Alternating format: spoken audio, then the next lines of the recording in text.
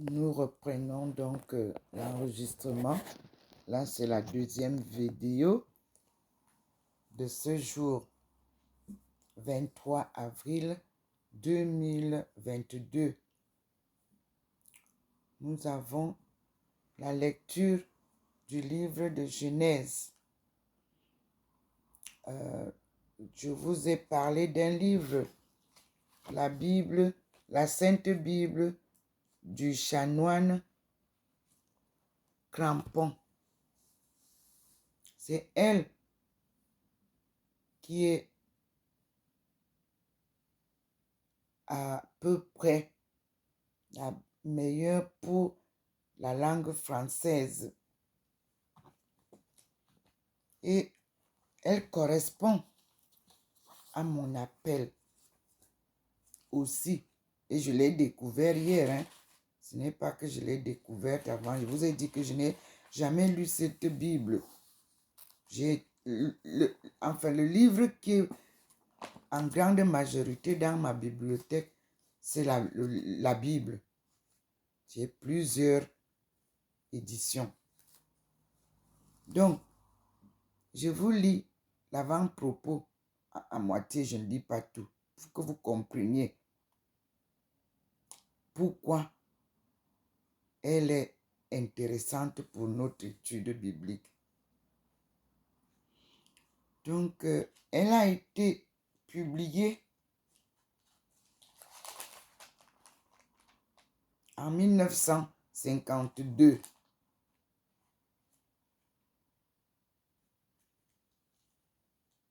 Par son auteur,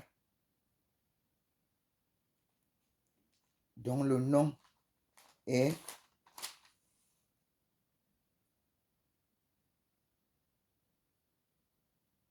comme je vous l'ai dit, le chanoine Crampon.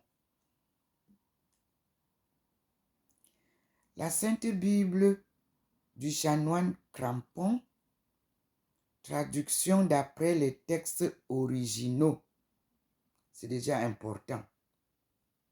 C'est très intéressant de savoir qu'elle a été traduite d'après les textes originaux. L'Ancien Testament, traduction révisée par J. Bonsirven.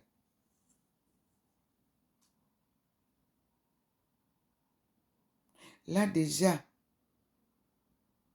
vous voyez que c'est une traduction révisée. Et le Nouveau Testament, traduction nouvelle par A. Tricot. Donc, c'est une Bible de la traduction des textes originaux. L'Ancien Testament, traduction révisée, et le Nouveau Testament, traduction nouvelle. Et ça, c'est par la Société de Saint-Jean l'Évangéliste, Desclés et compagnie, éditeurs pontificaux. Donc, c'est eux qui écrivent les Bibles, tout ce qui regarde le pontife, la ville de Rome, tout ce que vous savez. Et ces bureaux sont Paris, Tournai, Rome et New York, imprimés en Belgique. Donc, c'est de Paris, de Tournai, de Rome, de New York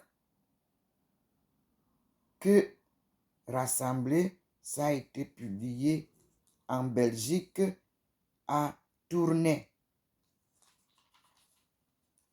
Et nous voyons que l'imprimature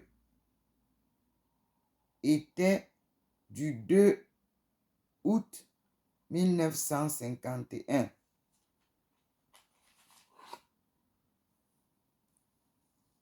Et le Vatican a donné l'ordre le 17 novembre 1952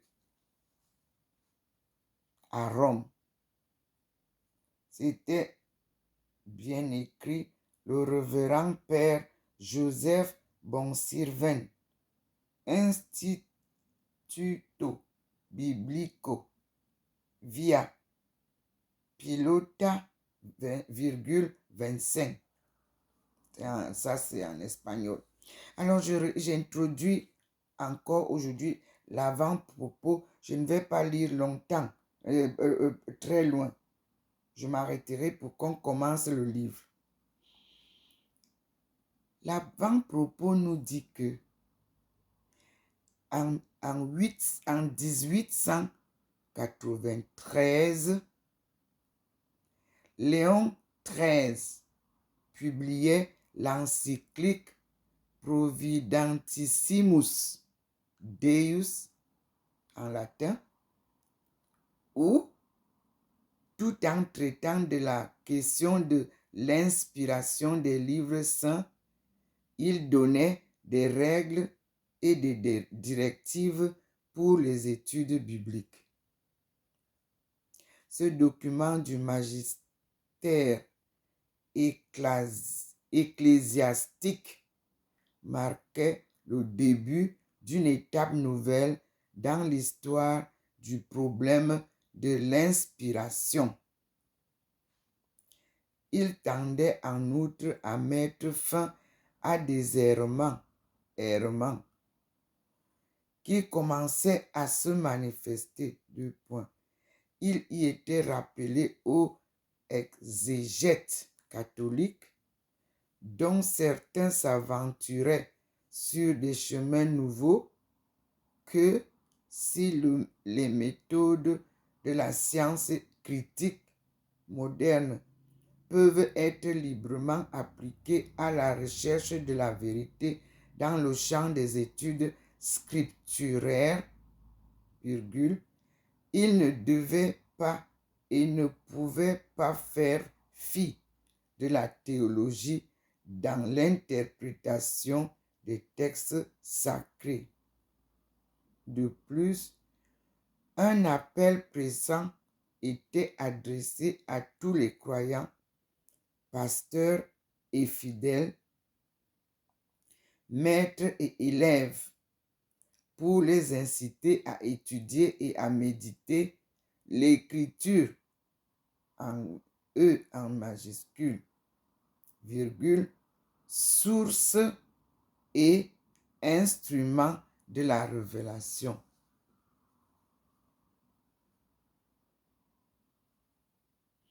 À la ligne.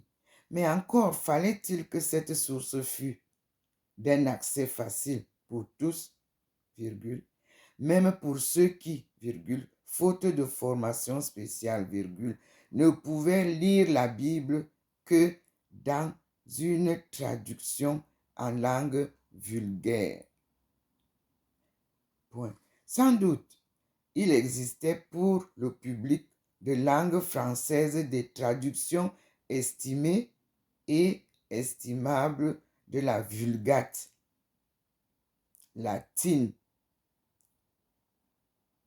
version dont le Concile de Trente avait proclamé l'autorité en matière de doctrine, virgule, tant à cause de l'usage séculaire qu'en avait fait l'Église romaine qu'à raison de sa conformité substantielle aux textes originaux, point virgule, mais entre ces mêmes textes originaux et les traductions faites sur la Vulgate, virgule, des versions officielles et vénérables s'interposaient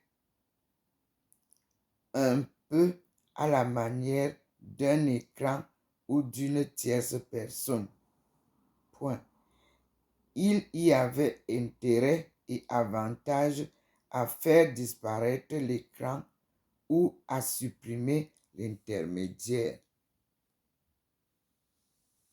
C'est dans ce dessin, D-E-2-S-E-I-N, que le chanoine à Crampon du diocèse d'Amiens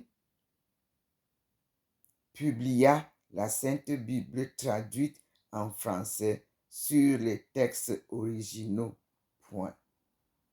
Le premier volume parut en 1894, donc un an après. Un an après la promulgation de l'encyclique Providentissimus Deus. C'était une grande nouveauté, plus importante qu'on ne le croyait communément. Et un fait très riche en conséquences immédiates et lointaines pour le progrès des études bibliques dans les milieux de langue française. La date mérite d'être retenue, tout comme le nom de l'initiateur. Donc, l'ouvrage, en 7 volumes, IN 8, petit 0, publié entre 1894 et 1904, fut mis presque aussitôt à la disposition du grand public sous forme d'une édition Saint-Jean l'Évangile d'Esclé et compagnie, éditeur à Tournai. Tournai, c'est en Belgique. La traduction du chanoine Crampon, ancien élève de Le en majuscule, E en majuscule, plus loin, Hirk, H-I-R, les deux mots en majuscule, à Saint-Sulpice de Paris, était une réussite, à la fois précise et claire, elle témoignait chez l'auteur d'une connaissance approfondie des langues bibliques et aussi d'une belle culture littéraire. Dans les universités catholiques et les séminaires, elle contribua puissamment au progrès des études scripturaires, et c'est surtout grâce à elle que quantité de fidèles pendant un demi-siècle eurent un contact plus intime et plus personnel avec la parole de Dieu, transcrite par les autres inspirés.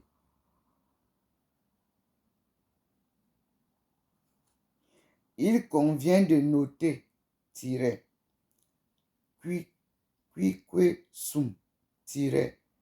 que plusieurs professeurs de la Compagnie de Jésus, équipe demeurée anonyme, avaient aidé à la mise au point et à la publication de la grande édition et de l'édition manuelle de l'ouvrage communément désigné par le nom de Bible de Crampon. C'est elle que j'ai en main. L'auteur était mort pendant l'impression du premier volume, tandis que les éditions se succédaient. Les éditeurs demandèrent à 2 maîtres de Saint-Sulpice de procéder à une révision de la traduction première. Des progrès avaient été acquis dans le domaine des sciences bibliques et il y avait intérêt à en faire profiter, entre guillemets, les usagers de la Bible de Crampon. Ce travail fut assuré pour l'Ancien Testament par J. Touzard, P.S. Je crois que ce sont les pères de Saint. Je m'attarde, je ne dis rien. C'est P.S.S. virgule.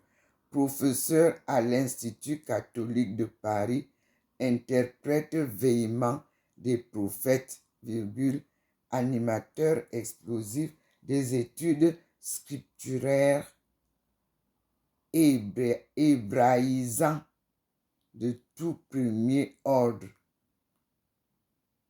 c'est-à-dire hébreu, parce que c'était écrit en hébreu. Et le vesque P.S.S.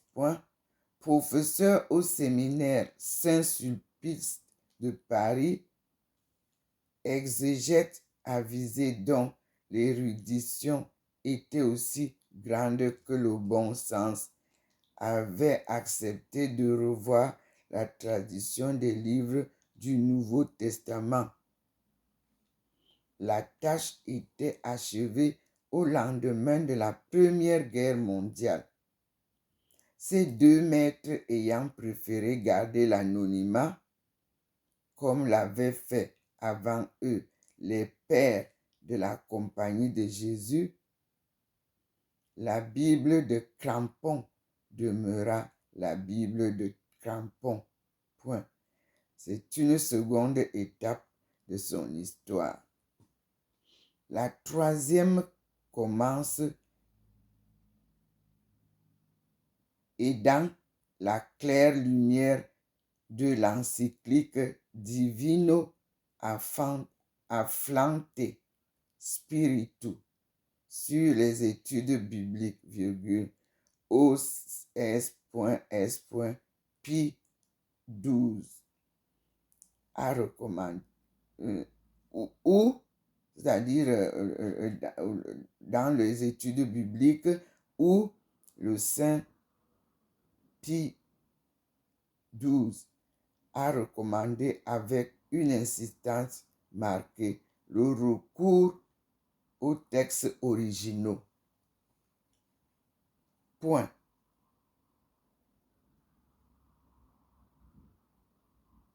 Donc, nous allons rechercher avec l'aide de cette Bible les textes originaux de la Sainte Bible.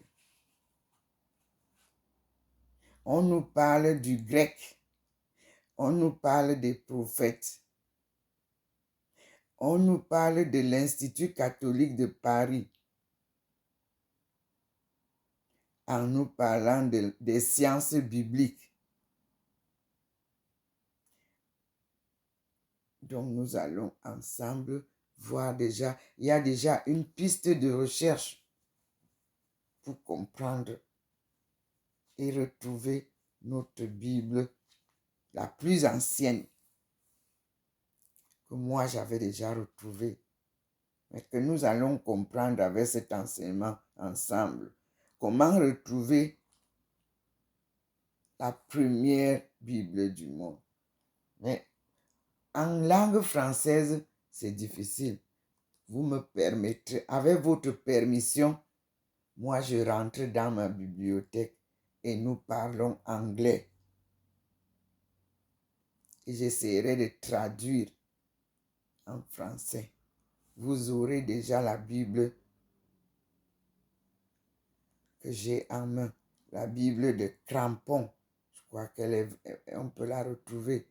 Et je vais contacter deux lieux. Je contacterai Paris, je contacterai Amiens et je contacterai aussi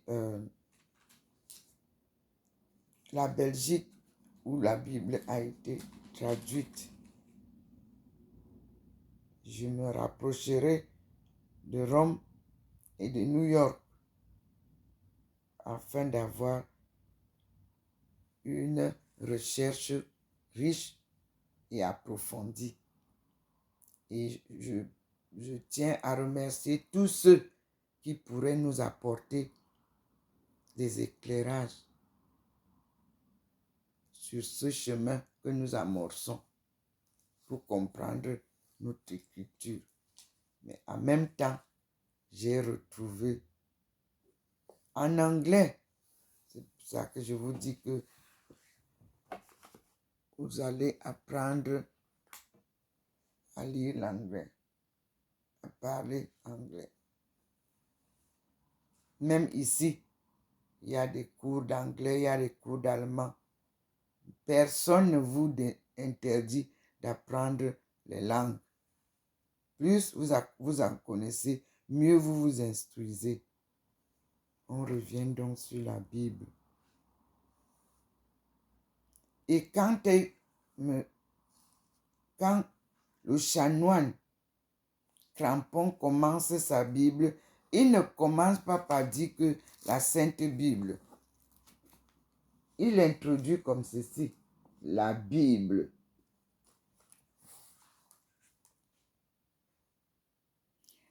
Je commence.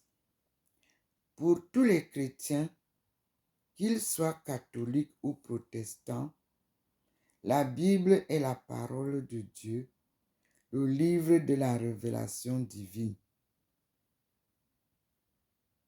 Tout chrétien, tout catholique lit ou doit lire la Bible.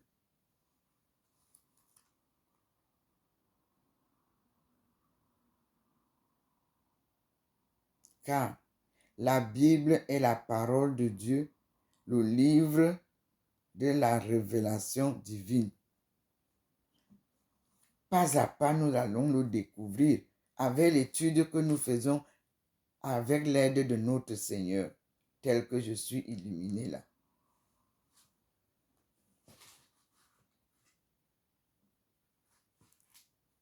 Code religieux et moral, le livre sacré a exercé sur la vie et sur l'évolution de l'humanité une influence unique dont l'histoire témoigne surabondamment à toutes les époques du passé. Parce qu'il y a 2 points, surabondamment, 2 points. À toutes les époques du passé, les croyants y ont trouvé lumière pour l'esprit, virgule, réconfort et chaleur pour les cœurs, virgule, aliment pour l'âme.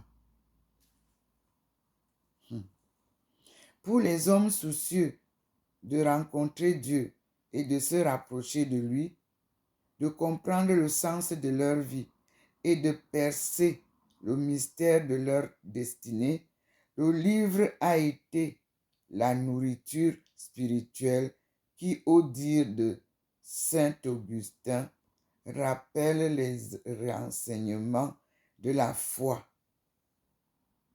fait goûter les consolations de l'espérance et rend docile aux impulsions de la chair. Fermez les guillemets.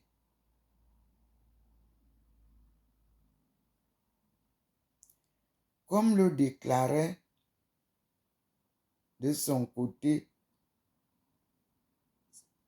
Saint Jérôme, après de longues années consacrées à l'étude et à la méditation des livres saints, virgule, s'il est une chose qui en cette vie soutient le sage et le détermine à garder la sérénité de l'âme au milieu des tribulations et des agitations de ce monde, virgule, c'est en premier lieu la connaissance des Écritures, point, point, point, point. Écriture, E en majuscule. Vivre dans cette ambiance, méditer ces vérités, ne rien connaître, ne rien chercher d'autre, n'est-ce pas déjà ici-bas habiter le royaume céleste? Point d'interrogation. Voilà. Tout récemment, le pontificat Pie XII, dans l'encyclopédie Divino Afflante Spiritu sur les Écritures bibliques, 30 septembre 1943, rappelait aux fidèles que l'Église, entre guillemets, tient ce trésor envoyé du ciel pour une source très précieuse et une règle divine de la doctrine en tout ce qui touche la foi et les mœurs. Fermez les guillemets. Ce qui était vrai avant-hier et hier le demeure encore aujourd'hui. Point à la ligne. Le mot Bible est un calque ou la transcription du grec biblia, littéralement livre. Le terme grec, entendu et employé comme un féminin singulier dans les milieux de langue latine, est devenu biblia en latin et Bible en français. En disant la Bible tout court, de la même manière que l'on disait les Écritures ou l'Écriture, le E en majuscule, virgule, on marquait implicitement la primauté absolue, le caractère transcendant, le rang unique du livre par excellence.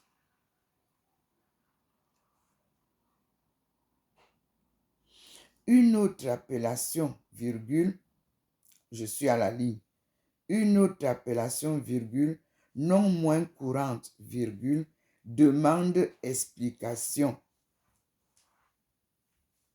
Voyez, il s'agit du mot testament dans les expressions Ancien Testament et Nouveau Testament. Ancien A en majuscule, Testament T en majuscule et Nouveau Testament, même chose, N en majuscule, Testament T en majuscule, virgule, qui correspondent, virgule, comme titre usuel, virgule, aux deux grandes divisions de la Bible.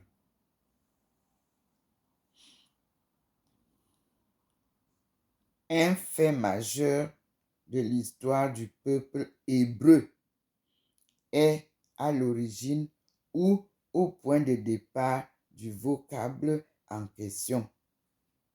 Il s'agit du pacte conclu au mont Sinaï entre Yahvé, Dieu, et la nation israélite. Point. Ce pacte était appelé en hébreu Berit, alliance, contrat. Dans la traduction grecque des Septante, le mot Berit était rendu par diatheke, D comme Daniel, I-A-T-H-E accent circonflexe, K-E accent circonflexe, virgule, mot à double acception, deux points, le plus souvent au sens d'alliance, virgule, rarement au sens de testament, point. Dans la vieille version latine de la Bible, virgule, le grec diatheke fut traduit dans la plupart des cas par testamentus, même mot qui passa dans l'usage courant pour désigner l'alliance ancienne, virgule, celle de Yahvé avec Israël, virgule, et aussi la nouvelle, virgule, conclue entre Dieu et l'humanité rachetée, virgule, par par la mort de Jésus. Je reprends ce paragraphe-là, très important. Dans la vieille version latine de la Bible, virgule, le grec diathèque fut traduit dans la plupart des cas par testamentum en latin, virgule, mot qui passa dans l'usage courant pour désigner l'alliance ancienne, virgule, celle de Yahvé avec Israël, et aussi la nouvelle conclue entre Dieu et chacun.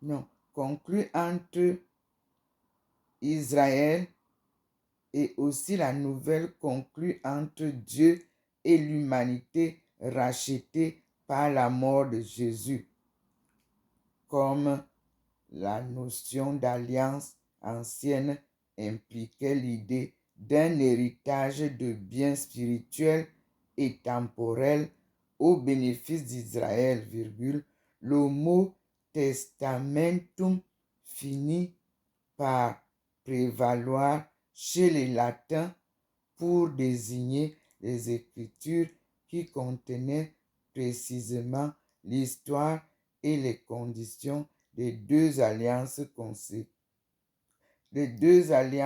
successives de l'alliance ancienne et de la nouvelle. D'où, en français, ces deux appellations d'Ancien Testament et de Nouveau Testament. C'est l'introduction de notre Bible, de l'étude de notre Bible.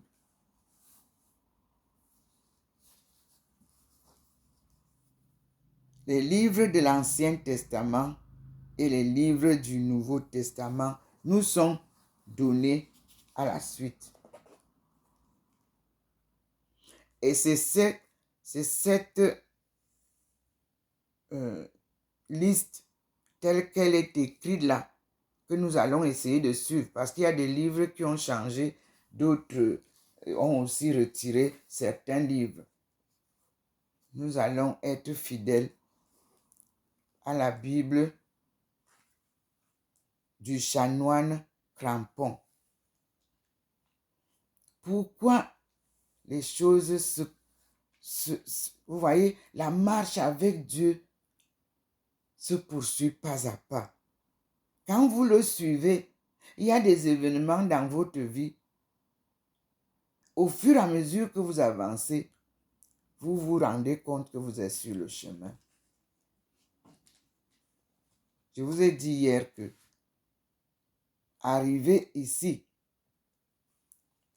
à Saint-Louis, je suis allé prier souvent à Saint-Joseph, à Bâle, la grande église Saint-Joseph, à Bâle. Parce qu'à Bâle, il y a la messe en anglais et la messe en français. Je ne sais pas s'il continue après le corona, on verra. Le matin, à 10 heures, j'étais avec mes frères et sœurs de langue anglaise venant d'Afrique. Le soir, À partir de 17 heures, j'étais avec la langue française. Il n'y avait pas beaucoup de gens, mais il y avait un chanoine qui venait célébrer cette messe. Et c'est cette chanoine qui m'a donné la possibilité d'aller visiter un monastère en Suisse française. Et là, j'ai trouvé la Vierge noire que vous voyez là, que eux, ils adorent, ils louent, ils prient avec la Vierge noire là-bas. Alors, j'ai demandé au Danois, pardon, au chanoine, si ces dames pouvaient me dire où est-ce que je peux acheter cette statue. Alors, il m'a dit, c'est chez vous là-bas en France, à Paris. Je vous donnerai l'adresse. Et c'est lui qui m'a donné l'adresse de Notre-Dame de la Délivrance, où je suis partie la chercher. Et je suis allée voir. La communauté existe. Elle est beaucoup plus suivie par les Togolais et les Béninois, les gens d'Afrique de l'Ouest. Elle est inconnue de notre côté ici. Pourtant, à Paris, nous avons une très grande communauté camerounaise, surtout puisque moi je suis ivoirienne, congolaise. C'est un lieu à découvrir. C'est là où on soigne beaucoup de personnes de maladies psychiatriques. C'est le grand hôpital.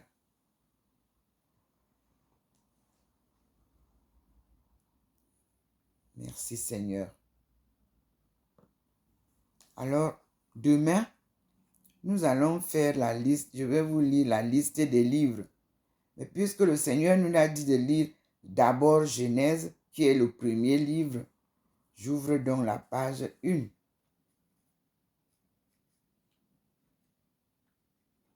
De Genèse.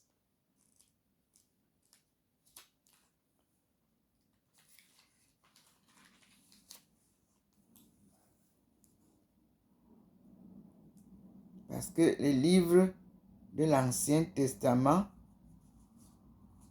ils mettent notice. Notice sur les livres de l'Ancien Testament par R.P.A.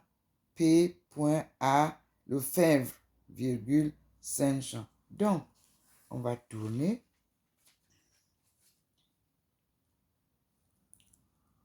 Et on nous donne caractère préliminaire. Parce que ne lisez pas un livre sans avoir lu ce que j'ai lu au début. Si vous voulez, vous lisez le titre, vous vous dites, vous lisez ça. C'est très important, ça vous guide. Vous avez la Sainte Bible du chanoine Crampon. Automatiquement, dans votre tête, vous savez que cette Bible a été écrite par le chanoine Crampon. Traduction d'après les textes originaux. Dès que vous avez ça, c'est bon.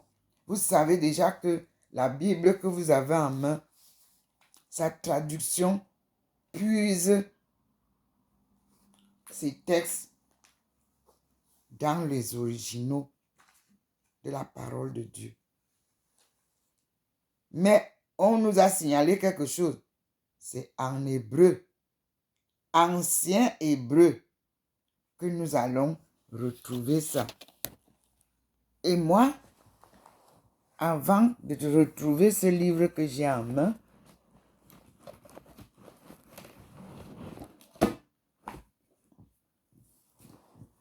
moi, voici en anglais, c'est dommage, je ne sais pas si c'est traduit. Voici Reading the Old Testament. Et vous voyez bien, an introduction to the Hebrew Bible by Barry L. Bandstra. Voilà.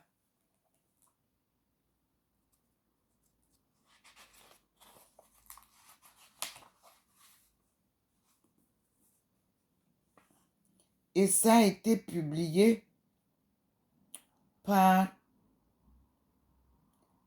Wordsworth Publishing Company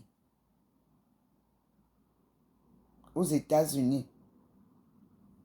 An International Thomson Publishing Company. Belmont, Albany, Bonn, Boston, Cincinnati, Detroit, London, Madrid, Melbourne, Mexico City, New York, Paris, San Francisco, Singapour, Tokyo, Toronto et Washington. Reading the Old Testament. Pour comprendre la Bible, il nous faut un manuel comme ça. En tant qu'élève, chez moi, tout ce que le Seigneur m'a montré, en rêve ou par des lectures, je vais au fond de la recherche. Je cherche ce qui peut me guider. En anglais, nous allons travailler avec celui-ci pour nous aider à comprendre. Mais j'ai aussi un autre. Comment étudier la parole divine. Mais tout ça en anglais. Mon fils m'a amené ça d'Allemagne. Mon fils aîné.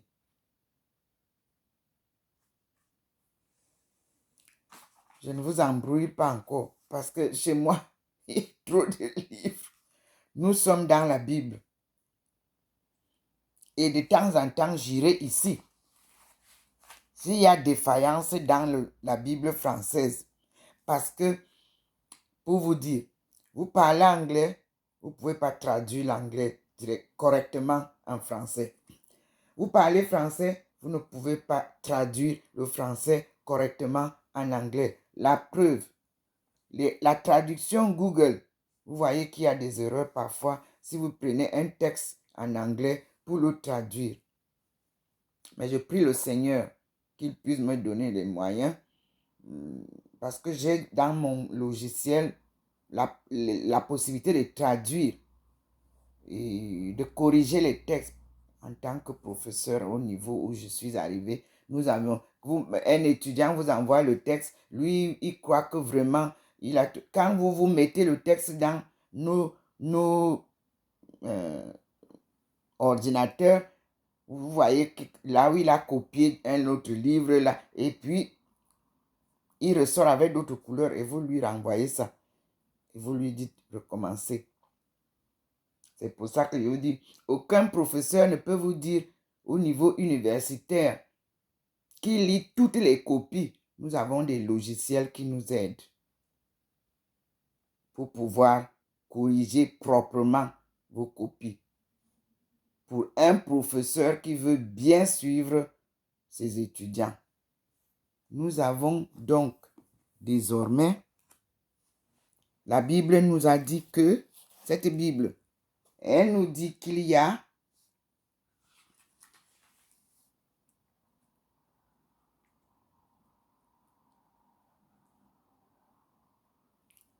eu la traduction première et des progrès avaient été acquis dans le domaine des sciences bibliques. Donc, notre étude est l'étude des sciences bibliques. J'ai des petits carnets et je peux vous guider Je ne prêche pas je ne suis pas prêtre. Je voudrais que nous comprenions la Bible, la parole divine. Tous.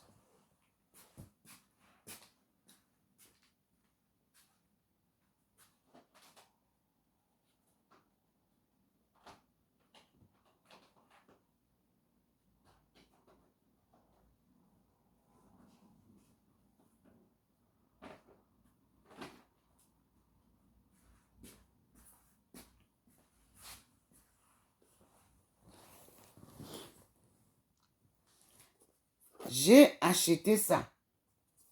Ça ne coûte pas grand-chose. Ça vient de Chine. Ça m'a coûté moins de 2 euros. Notebook. J'espère qu'ils vont pouvoir me reproduire. J'ai demandé qu'on me reproduise ça. Ici, c'est un carnet de notes avec les dates. Ne quittez pas.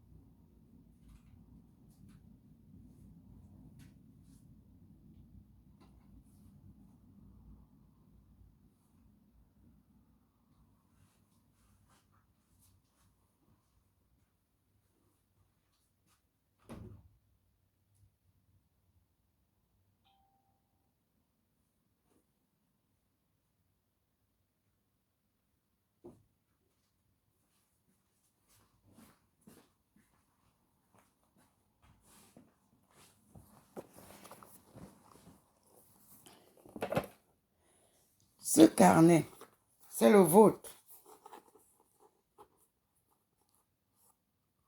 Chacun, vous prenez un petit carnet, on appelle ça notebook. Un carnet. Il est vide. Vous en trouvez. Si vous n'en trouvez pas, vous prenez un cahier. Il n'y a pas de problème. Ici, vous n'écrivez rien. La première page là qui est collée à la couverture. Vous n'écrivez rien ici. Mais ici, vous écrivez votre nom, votre adresse, téléphone là-haut. Parce que si ça vous perdez quelque part, vous pouvez vous retrouver. Et en bas, vous mettez la date. Votre début, c'est-à-dire le jour d'aujourd'hui. Le 23 avril 2022. Et vous tournez. Ici, vous n'écrivez rien. On commence ici. Donc, ici, nous allons écrire, au lieu de la Bible, nous allons écrire l'homme à la recherche de son identité. L'homme à la recherche de son identité. 2 points. Spirituelle et humaine. Vous fermez. Vous n'écrivez rien. Je reprends. Cette page, nous allons écrire l'homme avec grand H. On va faire les choses proprement. J'allais oublier quelque chose. Parce que le fait qu'on dit toujours l'homme, les gens oublient la femme. Donc on va dire l'homme et la femme à la recherche de leur identité. et vous fermez. Et c'est ici que nous commençons. Ici, nous disons la science biblique. Science biblique. Étude. Point. Science biblique, en gros. En bas, étude. Ça veut dire que étude de la science biblique. Vous revoyez la vidéo. Ça vous permet, si vous avez fait une erreur, de corriger. Nous sommes encore dans les titres. Et nous arrêtons là. Ici, nous écrivons la Bible. En grand, la Bible.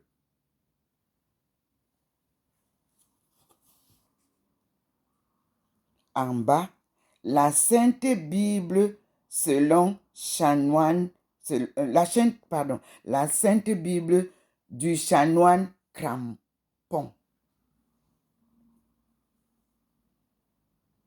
Et là, vous pouvez arrêter aujourd'hui. Et on va continuer demain. Demain, nous allons faire les pages avant-propos. Et nous allons voir combien de pages cela nous prend. Nous allons l'écrire. Ici, ça prend 1,5 pages dactylographiée. Donc, vous pouvez mettre 4 feuilles. Comme ça. 1, 2, 3, 4. Sans rien écrire. Pour recopier, comme le livre le montre, votre propos. Nous travaillons avec la Bible du Chanoine Crampon. Il y a plusieurs Bibles. Et elle a été publiée, comme je vous l'ai dit, 1952.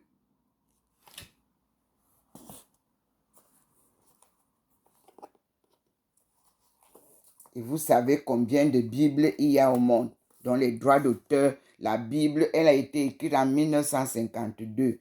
Je vais saisir le chanoine et lui dire, moi, je vais travailler avec votre Bible. Il est mort. Il ne vit plus. Il nous a légué à nous tous, chrétiens, catholiques, ce livre, comme tous les autres Bibles. Donc, il n'y a pas question de dire que le droit d'auteur a fait que ceux qui ont écrit ce livre sont morts. Ils nous ont légué ça. Donc, comme on a dit, avant-hier et hier et aujourd'hui, nous continuons tel que Dieu nous enseigne. Eux aussi, ce qu'ils ont fait hier, nous, on va continuer. C'est-à-dire, cette phrase-là, ce qui était vrai avant-hier et hier, le demeure encore aujourd'hui.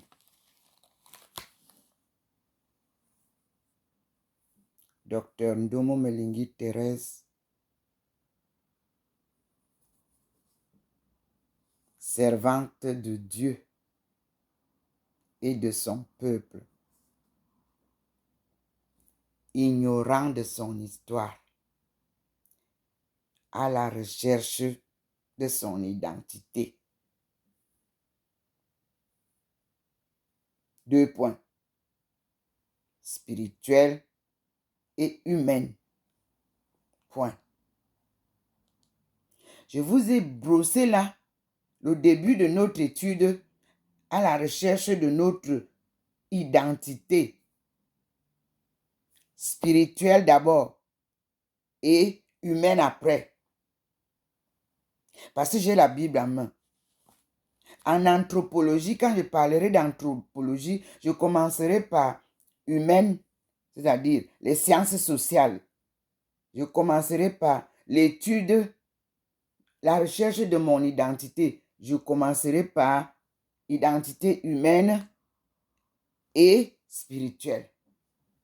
Parce qu'il y aura là d'abord, qui suis-je? Point d'interrogation. Quelles sont mes origines? Point d'interrogation.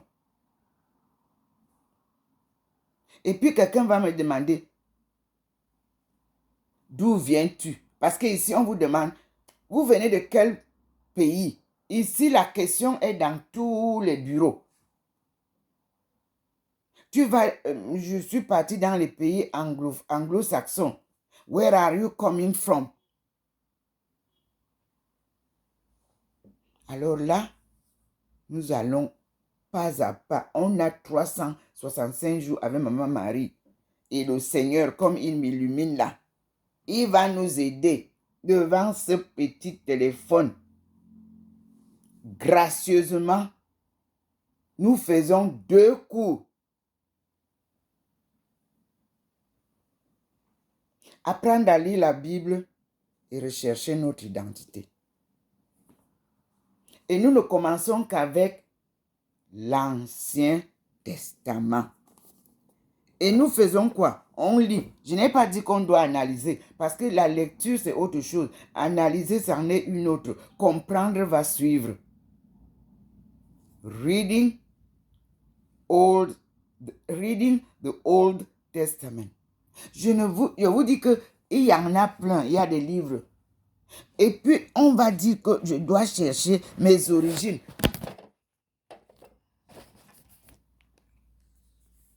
Excusez-moi. Et on va dire que je dois chercher mes origines. Regardez. Ça, vous croyez que celui-ci peut vous parler vraiment de nos origines? Aïe, il est peut-être au premier siècle. The origin of humankind. Moi, je vous parlerai des origines à partir de mon ancêtre Noah, après le déluge. Lui, il nous parle en science, là. Moi, je vous parlerai des origines en 2 aspects. Aspect divin, donc spirituel, et aspect humain. Donc, les origines à partir de mes parents, mes aïeux, qui a donné naissance à qui. Et c'est pour ça que pour comprendre notre identité, pour comprendre qui nous sommes, d'où nous venons, la question qu'on vous pose souvent, partout où vous êtes passé, venant d'Afrique, where are you from? Tu dis, je viens du Cameroun. Quelles sont vos origines? C'est là où vous ne comprenez pas. Vos origines, vous ne les avez pas en détail. On parle donc de la décentralisation dans notre situation actuelle. Et on parle de la transition. Parce que tu ne peux pas comprendre la transition si tu ne sais pas d'où tu viens. Tu ne peux pas parler de la monnaie africaine si tu ne sais pas d'où tu viens. Mina Loro Songuma, vous ne pouvez pas faire une pêche africaine sans faire la digue et laisser sécher l'eau de l'autre côté et les poissons commencent à sortir. Comme ça, vous allez faire une bonne pêche. C'est comme ça qu'on nous a appris la pêche. Et vous aurez beaucoup de poissons.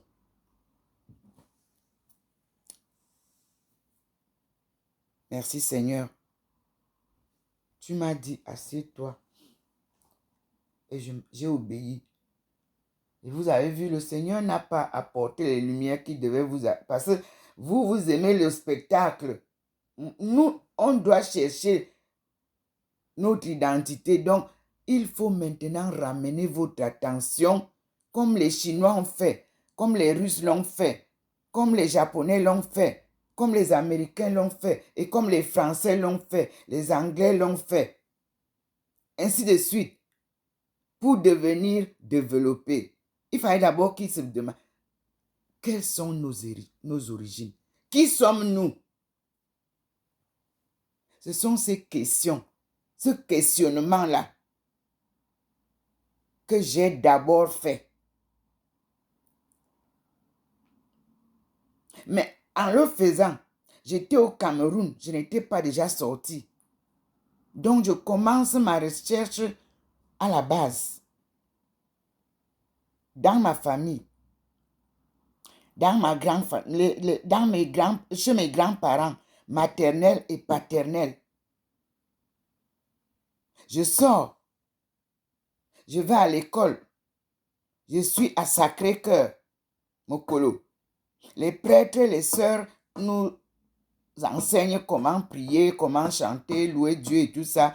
Et ils nous parlent un peu de l'histoire de la Bible très brièvement.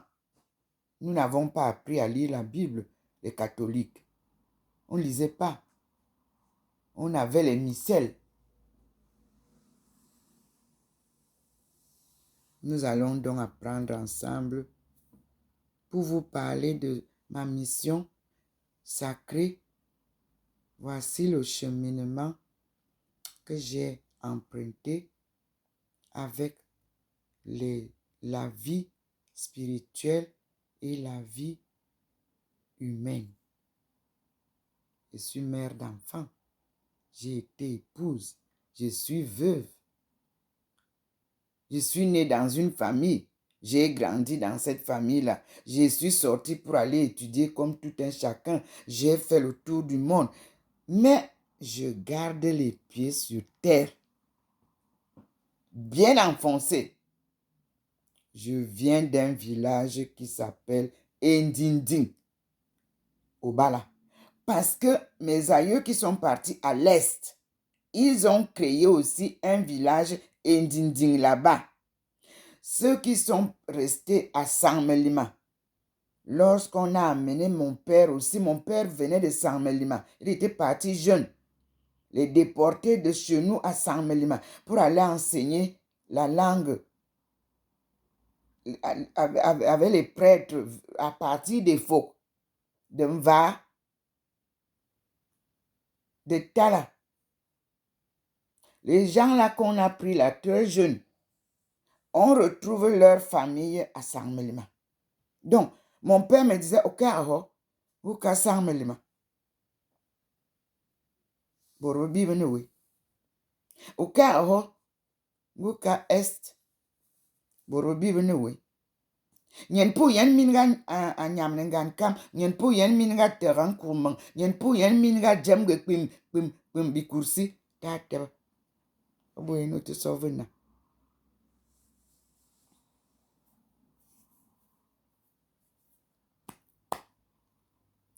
Merci Seigneur pour ce matin. Merci à mon père et ma mère.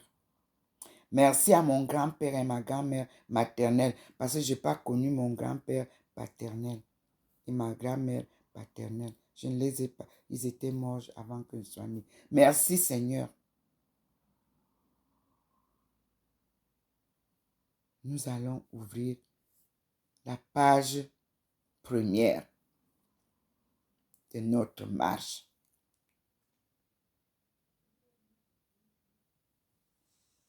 À tout à l'heure, mes frères et sœurs. C'est pour vous que je suis sorti. Et c'est pour vous, la jeunesse, que je continue à être debout. Parce qu'avec tout le désordre qu'il y a chez nous, je me serais déjà découragé. Mais non, quand Dieu vous appelle, il vous sent.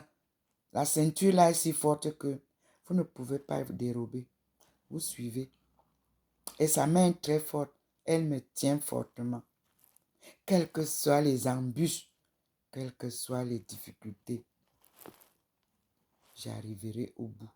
Nous allons nous découvrir tous, comme moi aussi je me suis découvert. À tout à l'heure pour l'autre vidéo.